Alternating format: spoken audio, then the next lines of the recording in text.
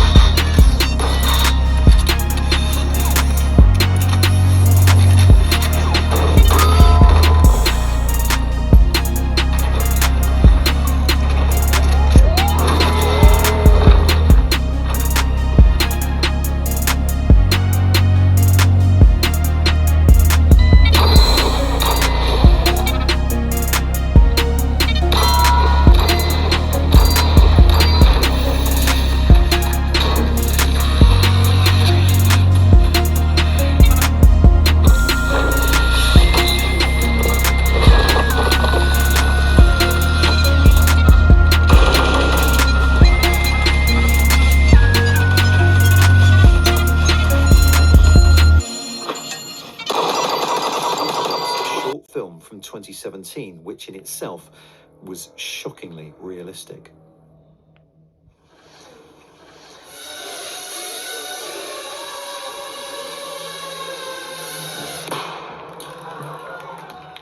Did you see that? Before it was premiered publicly, I showed it to some of my AI colleagues, right? When they're watching the CEO of the arms company demonstrating the capabilities of this new technology and the kinds of uses that you could put it to, they thought this was a documentary. They didn't think this was fictional at all. Your kids probably have one of these, right? You know, when it premiered in Geneva, actually, at the negotiations on autonomous weapons, the Russian ambassador sort of sneered at this and said, well, why are we even discussing this? This is science fiction. It won't be possible for even 25 or 30 years. 3 weeks after we premiered the movie, a Turkish arms company, STM, actually announced a weapon. And they advertised capabilities for autonomous hits on humans, face recognition, human tracking, all the things that the CEO talks about. Those genuine bots could exhibit the same kind of intelligence and autonomy that's in the film. I would imagine they'd be manually controlled and flown into things. You might think that, but actually, no, they are fully autonomous. And the UN has a report showing that they were actually used autonomously to hunt down the retreating troops in Libya in March of 2020. I think there are a lot of different arguments people make. One is a moral argument that it's just morally unacceptable to turn over to a machine the decision to kill a human being. You can basically launch weapons by the million. Enough to kill half a city. The bad half. Type in rough description of the mission, like, wipe out everyone in this city of between the age of 12 and 60. Just characterize him, release the swarm, and rest easy. So you create this weapon of mass destruction that's more effective than nuclear weapons, cheaper, easier to build, easier to proliferate, and doesn't leave behind a huge radioactive smoking crater. Is the answer just always to keep a human in the loop? And is the problem with that, which human? I think the answer is yes, to disallow attacks where there's no human supervision, there's no human who's looking at the actual situation and the actual target and saying, yes, this is okay. Even under the assumption that the machine is programmed by someone who has the best legal training and, the most humanitarian of aims, even in that situation, we face problems of not being able to make the decisions correctly. Problem is the idea of these slaughter bots.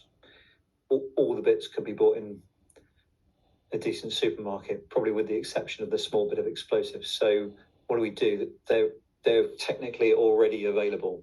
And how would you ever ban them? Well, so we ban many things that are already available.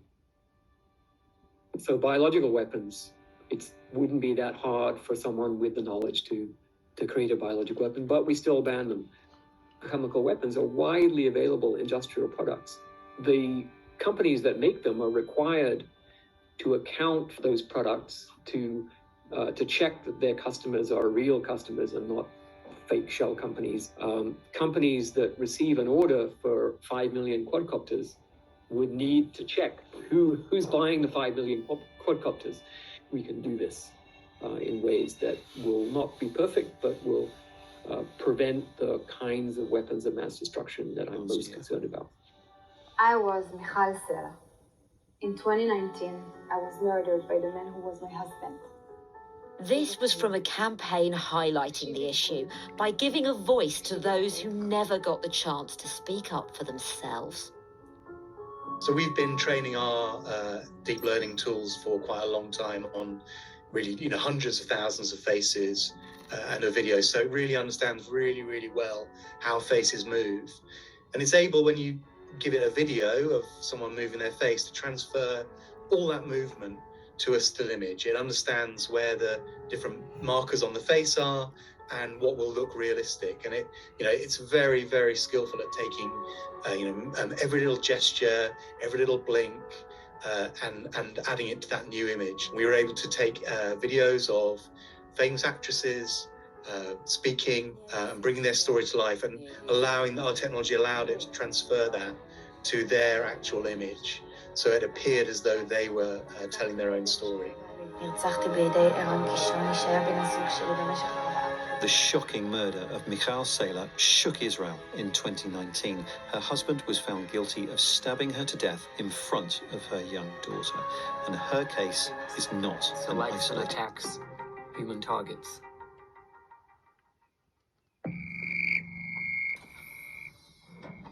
Stuart isn't so worried about robots like this. We're still pretty far from the Terminator. But Stewart says we're not as far from something like this bee-sized drone.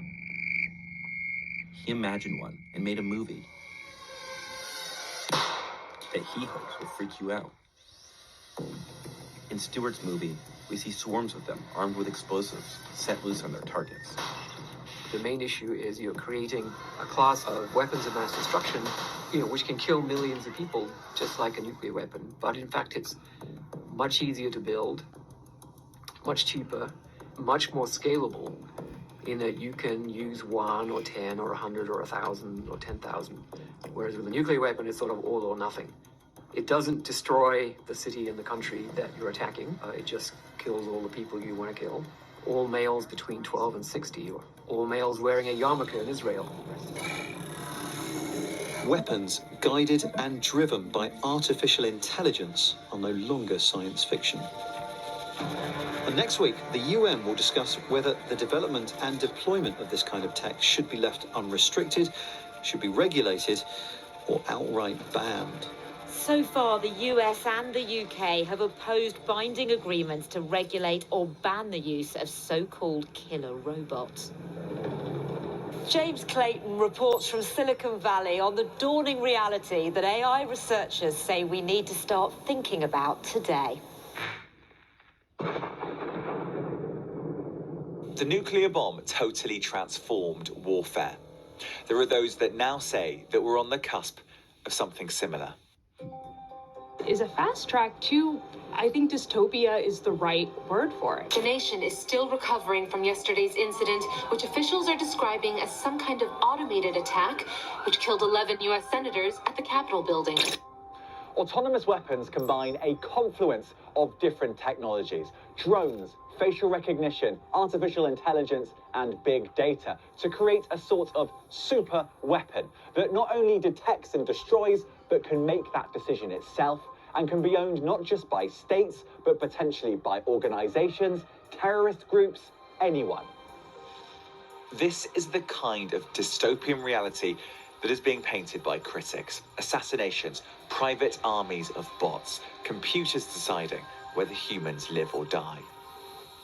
These types of weapons that could easily be deployed and move throughout different environments, like a swarm, the sort of embodiments of the robo-dog with the machine gun, and how easy those can proliferate, how easy those can fall into the hands of not what we think of as traditional militaries.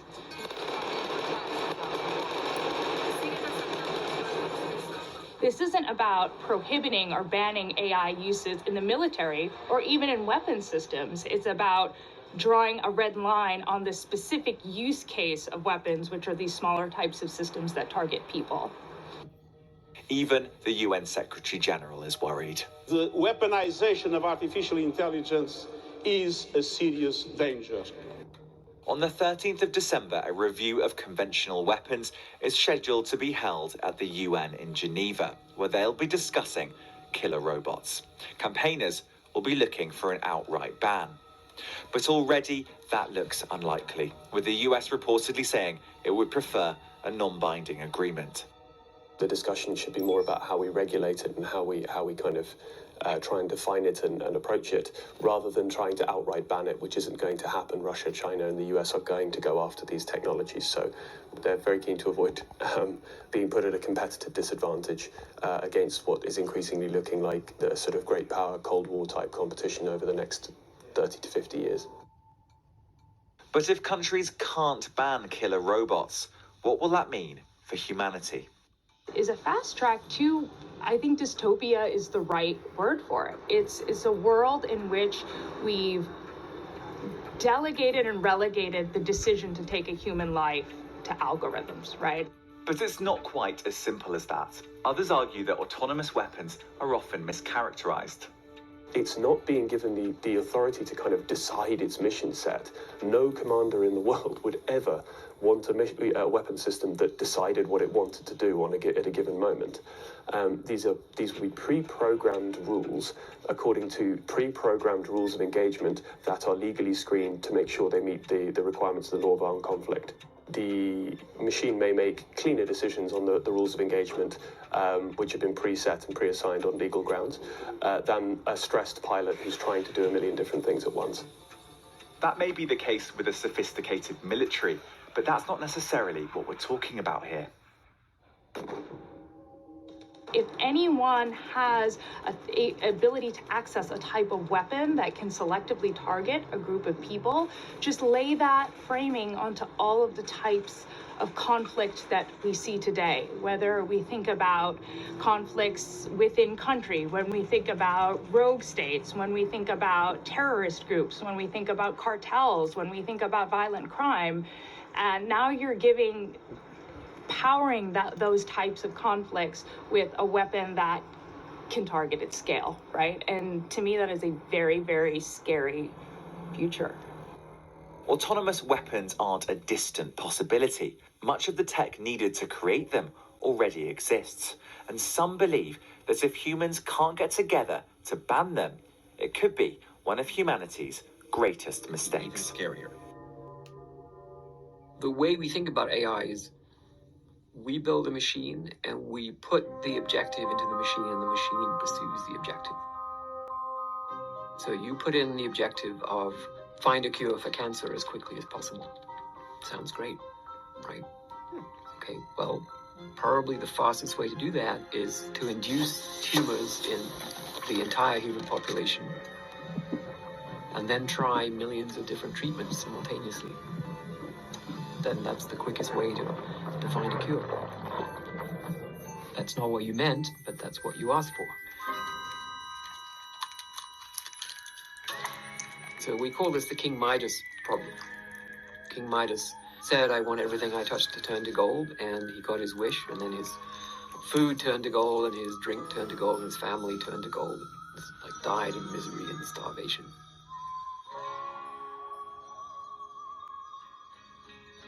You know, this is a very old story. We are unable to correctly specify the objective. Machines will always be limited by the minds of those who made them. We aren't perfect, and neither is our AI. Facial recognition software has had trouble with dark skin. Self-driving vehicles still need good weather and calm streets to work safely. We don't know how long it will take for researchers to create weapons with that kind of flexibility. But behind closed doors, defense labs are working on it, and they're not working alone. Militaries don't have to invent AI. It's already being built. It's being driven by major tech companies out in the commercial sector. Paul Shari here led a Department of Defense working group that helped establish DoD policies on AI and weapon systems for the U.S. military. The reality is all of the technology to put this together, to build weapons that can go out on the road, make their own decisions to kill human beings, exist today. But it's one thing to assemble a weapon in a lab, and another to have it work in any environment. And war is messy.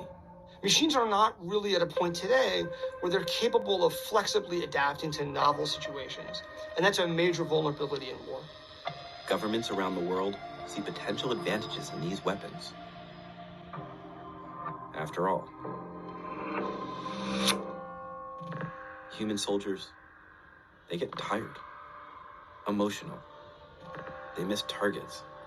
Humans get traumatized. Machines do not. They can react at machine speed.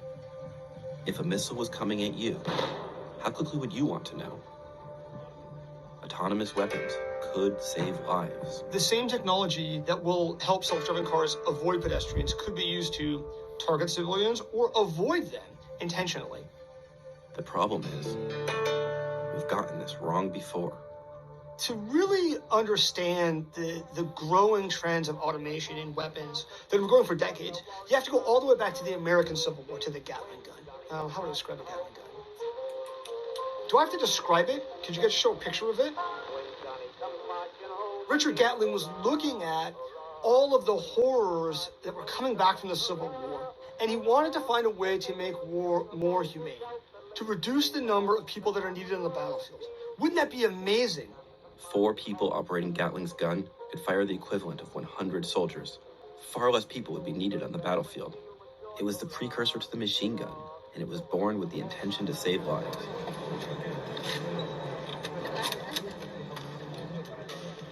Gatling was wrong. Automating weapons didn't save lives.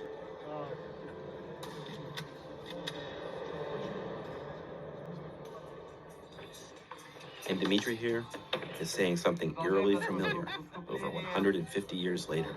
Она одна решает задачи, которые бы решали 30 человек. And it wasn't just Gatling. Revolutions of warfare have typically not gone well. Before we ever developed usable biological weapons, the biologist said, stop doing this. All civilized countries today have given up chemical weapons as tools of warfare. But we see that they are still used by some rogue nations. And then there are nuclear weapons. Even with multiple treaties in place to police their use, the threat of nuclear obliteration remains a global anxiety. Now I am become death, the destroyer of worlds.